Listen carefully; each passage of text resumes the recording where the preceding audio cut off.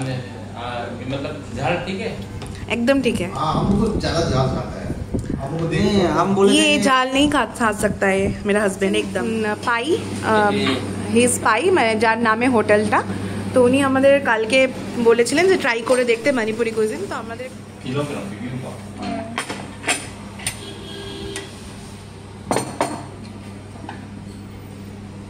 আমরা এখন আছি পাই হোটেলে।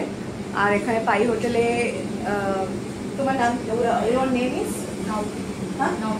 আচ্ছা, she is going to prepare the Manipuri style chicken for us। তো এখানে ভাবলাম যে আজকে কীভাবে মণিপুরি ডিশটা হয় চিকেনটা, কারণ আমাদের আগের দিন মাছ আর ডালটা খেয়ে খুব ভালো লেগেছে। তো আজকে আমি দেখতেও চেয়েছি, শিখতেও চেয়েছি কী করে ওরা বানায়। ও বানাবে, আমি এখন আপনাদেরকে সেটাই। ফার্স্টে সাদা তেলের মধ্যে তেজপাতা দিল, তারপরে অনিয়ন দিল, আর কিউমিন সিজ মানে জিরা বললো, যেটা জিরা দিয়েছে, ওটা ফ্রাই করবে। এখানেও নিয়েছে টমেটো, তার সাথে ওয়াইল্ড কোরিয়েন্ডার, এটা হচ্ছে লেমনের জেস্ট, গার্লিক, জিঞ্জার আর পটেটো। পেঁয়াজটা একটু লাল লাল হয়ে গেলে তারপর ও অ্যাড করলো ওয়াইল্ড কোরিয়েন্ডার লিভস।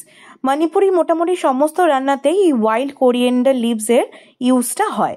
তারপর দিয়ে দিল ধনের গুঁড়ো, সামান্য জিরে গুঁড়ো, সবই 1 চা চামচ করে দিল, দিয়ে ভালো করে নাড়তে শুরু করলো। মণিপুরি মেইতেই স্টাইল চিকেনের যেটা আমি কি প্রসেস দেখলাম, ওরা ভীষণ সুন্দর করে ফার্স্টে জিনিসটাকে প্যান ফ্রাই করে। এবার তার মধ্যে দিয়ে দিল রসুন কুচি এবং আদা কুচি, অল্প পরিমাণ দিল, দিয়ে ভালো করে আবার ফ্রাই করতে শুরু করলো। এখানে প্রথমে আলু বা চিকেন কোনোটাই কিন্তু ভেজে নেওয়া হয়নি।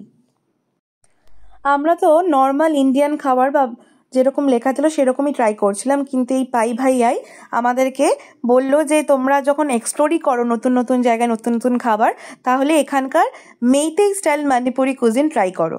তো ওদের যে রান্না করে, যে মেয়েটি রান্না করছে, ও অ্যাকচুয়ালি মণিপুরের একটা গ্রাম থেকে বিলং করে। তো ও পুরোনো দিনকার যে রান্না বা যেটা অথেন্টিক মণিপুরি রান্না সেটা ও জানে। আর ওরা এই রান্নাটা আমাদেরকে নিজেরাই সাজেস্ট করেছিল খাওয়ার জন্য, তবে এটা 1/2 কেজি চিকেন ছাড়া কিন্তু হয় না, তার থেকে কমে ওরা করে দিতে পারবে না, কারণ এই যে টেস্টটা তার জন্য 1/2 কেজি চিকেন লাগে। हल्दी, हाँ, हल्दी, then the Kashmiri red chili powder, and some coriander and the jeera powder and some salt. আচ্ছা, মণিপুরে এখানে খুব একটা লেমন জুসের ইউজ হয় না, বাট ওরা সেখানে লেমনের জেস্টটা ইউজ করে, মানে শুকনো লেমনের জেস্ট ওরা ওটা ইউজ করে যাতে অ্যাসিডিটিটা মেনটেন হয়, মানে খাবার খেয়ে যাতে অ্যাসিড না হয় সেটার জন্য মেনটেন করে। আরেকটা জিনিস আমি খুব দেখলাম মণিপুরে এখানকার লোকেরা খুব একটা আলু খেতে চায় না। আমরা যেহেতু বাঙালি, আমরা কি প্রেফার করি সেটা ওরা ভালো করে বোঝে বলে আমাদের রান্নাটা আলু দিয়েছে। আদারওয়াইজ আমি এখানে ফুচকাতেও দেখলাম ওরা খুব একটা কিন্তু আলু ইউজ করে না, তার জায়গায় ওরা মটর দিয়ে ফুচকা খায়। চিকেনটা একটু প্যান ফ্রাই করে নেওয়ার পরে এখানে দিয়ে দিল টমেটোর কয়েকটা পিস এবং তার সাথে লেমনের যে ড্রাই জেস্ট ছিল সেটাও অ্যাড করে দিল। এখানে যেহেতু আমি আগেই বললাম লেমন জুস পাওয়া যায় না, এবং সেটাকেও ভালো করে নাড়াচাড়া করে কিছুক্ষণের জন্য ঢাকা দিয়ে রেখেছিল। প্রায় 5 মিনিট ঢাকা দিয়ে রাখার পরে আবার ঢাকনাটা তুলে আবারও সেমভাবে ও প্যান ফ্রাই করতে শুরু করলো। আমরা যেমন বাঙালিরা রান্না করি, প্রথমে মশলাটাকে কষিয়ে নিই, তারপরে চিকেনটাকে দিই, বা প্রথমে আলুটাকে ভেজে নিয়ে আলাদা করে রেখে দিই, চিকেনটাকে ফ্রাই করে আলাদা করে রেখে দিই, তারপরে মশলাটা কষানোর পরে চিকেনটা দিই। কিন্তু এখানে ও চিকেন এবং সমস্ত মশলাগুলোই একসাথে বারবার করে কষিয়ে যাচ্ছিল, এবং যতক্ষণ না ওই প্যানের গায়ে লেগে যাচ্ছিল মশলাগুলো ততক্ষণ অবধি কিন্তু নাড়িয়ে যাচ্ছিল। তো এইভাবে রান্নার একটা প্রসেস। তারপরে কাঁচা কাঁচা আলুগুলো দিয়ে দিল, আর আলু খুবই কম পরিমাণ ইউজ করে ওরা, এবং তার সাথে যে কটা ওয়াইল্ড কোরিয়েন্ডার লিভস বাকি ছিল সেগুলোও দিয়ে দিল, আর তার সঙ্গে রসুন এবং আদা কুচি যেটুকু বাকি ছিল সেগুলো সবই দিয়ে দিল। তারপর আবার বেশ খানিকক্ষণ কষাতে শুরু করলো। তাছাড়া আমি আরেকটা নতুন জিনিস দেখলাম এই রান্নাঘরে, সেটা হচ্ছে এই ডাবল ইন্ডাকশন। আমি এর আগে কখনো দেখিনি, সবার বাড়িতেই আমি সিঙ্গেল ইন্ডাকশন ওভেন দেখেছি, এখানে ডাবল মানে অ্যাটাচড ওভেন দেখলাম। রান্নাটা এতটা কষে যাওয়ার পরে আবারও ও এই পর্যায়ে এসে কিছুটা হলুদ গুঁড়ো অ্যাড করলো, হয়তো রঙের জন্য। তারপর কেটলির গরম জল কিছুটা অ্যাড করে আবারও বেশ খানিকক্ষণ কষাতে শুরু করলো। মেটিং স্টাইল মণিপুরি চিকেনের এই একটাই আমি প্রসেস দেখলাম, বারবার করে একটু একটু করে জল দিয়ে কষিয়ে যাওয়া। इसलिए पानी और भी देना पड़ेगा और भी थोड़ा सा लगेगा। রান্নাটা প্রায় হয়েই এসেছে।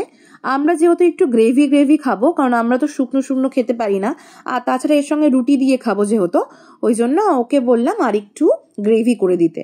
ওই জন্য সেই অনুযায়ী ও জল অ্যাড করে দিল।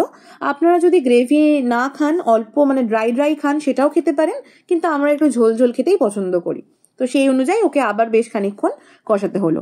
তো চিকেন অলমোস্ট রেডি হয়ে গেছে।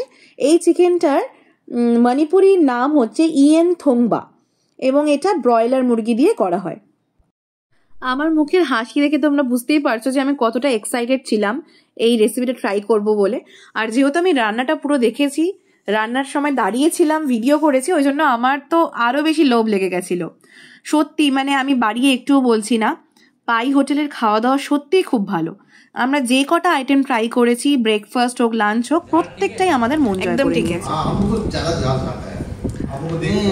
ये जाल नहीं खा सकता है मेरा हस्बैंड एकदम।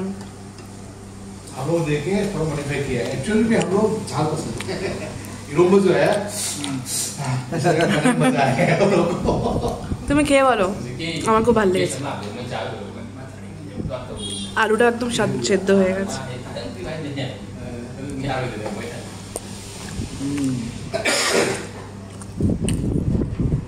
हम लोग ने जो बनाया है, आप बोलो चौधरी जी, हम लोग जो बनाया है उसमें 4 पीस का, 6 पीस का, 8 पीस का बनाने में नहीं होगा ना।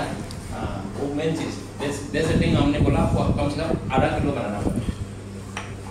प्याज मुझे और लगेगा एक्चुअली। हाँ प्याज एक्चुअली घर में। তোমাদেরকে আমি বলবো তোমরা অন্য কোথাও থাকলেও পাই হোটেলের একটু খাবারগুলো ট্রাই করো, মানে সত্যি ভীষণ ভালো। আমার তো এখনও এই মাংসটা যেন মুখে লেগে আছে, এত টেস্টি ছিল। আর যেহেতু ওই বারবার করে প্যান ফ্রাই করেছে, ওই জন্য মাংসটাকে খুব বেশি ম্যারিনেট করারও প্রয়োজন পড়েনি। আর ম্যারিনেটও জাস্ট ওই আধ ঘন্টা ম্যারিনেট করে রেখেছিল নুন হলুদ দিয়ে। আমরা যেমন ম্যারিনেট করতে অনেকক্ষণ সময় নিয়ে নিই, ওরা কিন্তু ম্যারিনেট করার জন্য বেশি সময় নেয় না। তো এই রেসিপিটা বাড়িতেও আমি ট্রাই করব এবং আমি তোমাদেরকে জানাবো কেমন হয়েছে।